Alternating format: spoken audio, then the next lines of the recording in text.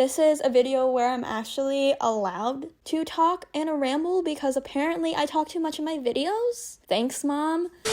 So today we are going to be talking about 20 things I learned and I wish I knew before going to college. I know that a lot of people graduated class of 2020. You know, this is a very unconventional year and I really hope that we are in person for next semester, putting that energy out there. I already did this makeup look on my channel, and so I'm gonna link that.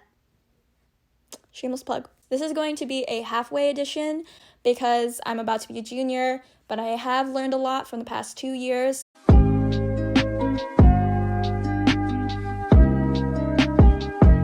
First of all, high school means nothing. It's not even funny. You forget about the drama, the people, the extracurriculars, the grades, the SAT, ACT scores.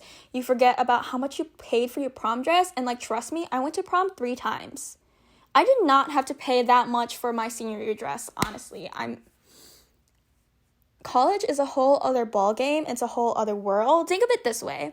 I think of high school as a mini fish tank, can't really go anywhere, and then you're like Nemo, you get released, and then you get flushed down the toilet, right? And then you end up in the ocean. College is literally an ocean. You thought that whole world was your little fish tank? No, it is not. So I'm telling you right now, if your high school experience is absolute crap, college is nowhere near as ridiculous as high school is, unless you make it out to be, but I'm already out of breath. Next is keep in touch with friends, family, and teachers. There's no other feeling like going back home to your best friend from high school and catching up. And then, of course, family. They give you good food. They give you home-cooked meals. I actually visited my architecture teacher, whom I love so much, during one spring break, and so it's really nice to catch up with them. And then I also have my yoga teacher on Facebook. She's been posting some great yoga videos for me to follow, which is perfect because I need to de-stress. When making your decision, I think that it's also important to consider whether you want a fresh start or more of a high school 2.0 moment. Typically, people from my high school, a majority of them go to the same college. I've seen a lot of high school people only hang out with high school people throughout their college experience. I'm not saying that is bad. I'm not saying that you can't find lifelong friends in high school, but again, college is supposed to expand your experience. You're supposed to meet new people. For me personally, I decided a college where I can have more of a fresh start. There was only a handful of other students from my high school. And then I've seen people go to the same college as their significant other. I just want you to keep in mind that college is about you. You should be thinking about you, prioritizing you. This is your interest. This is your future, and another person shouldn't dictate that for you. Another important thing when picking out a college and making a decision is to pick a college that has many of your interests. A lot of people change their major. A lot of people do. And I guarantee you that you will have some existential crisis of some sort at least once a year. Maybe one semester if you're like me with a very tough major. And also know that a degree isn't always the only path. Oh my gosh, if you have the opportunity to dorm, I highly recommend dorming. Please dorm, because you have been cooped up in your parents' house for I don't know how long, in the same town, around the same people. Dude, get out there. When you have your own dorm room, you should make it homey.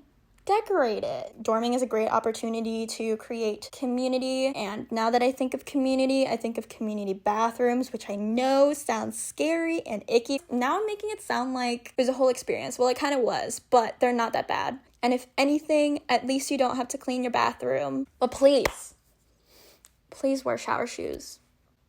Please. Roommates can be tricky. You do want to be able to socialize with them and not be complete strangers, but you want to be able to respect each other's boundaries and each other's lifestyles. And I guarantee you that everyone's lifestyle can differ majorly. I don't care if they're your best friend or complete stranger. If your lifestyles are not compatible, I'm speaking from experience. Sometimes when you room with a best friend, it can either strengthen your relationship or end it.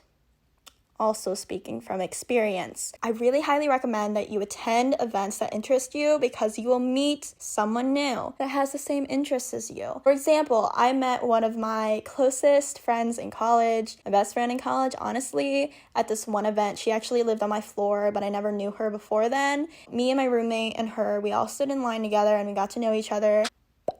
Okay, this one's a big topic and I can probably do a whole separate video on this. Do not expect to find the love of your life in college. Especially now, the popular way to date nowadays is to go on dating apps. And I can tell you that they're typically for outcomes. So what happens is that you're there for quick pleasure, which is kind of expected. To each their own, everyone has a different dating style, but that is basically feeding into the hookup culture that I guarantee you'll be pressured into. And then the next one is an ego booster, because some of these apps will notify you when people super like you, when people swipe right on you. Just because someone swiped right on you doesn't mean that you would be interested in them in return or that it was genuine, because I've literally had guys right in front of me swipe right. Always swipe right. Third one, you have good intentions, but you're looking at the wrong place. It really is just a judgment call at that point. You can be as honest as you want to be on your profile, but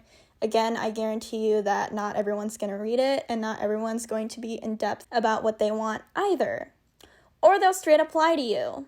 But anyways, and then the fourth outcome, you are one of the 0.0000001% that is very rarely lucky and finds the one. Something that I live by and I tell my friends to ask themselves is, why should I put in effort when someone isn't putting in effort in me? In all honesty, you will get the answer that you deserve. A relationship involves two people, and if it's only predominantly you, then what's the point? Next up, say no. And I'm telling you this about pressure to always hang out and have fun. College is not all about the social aspect. This really tests your study habits. This can also test your friendships, because if it's a real friendship, you shouldn't have to feel like you need to prove it by always going out with them every time they ask. Also remember what your parents or what you are paying for.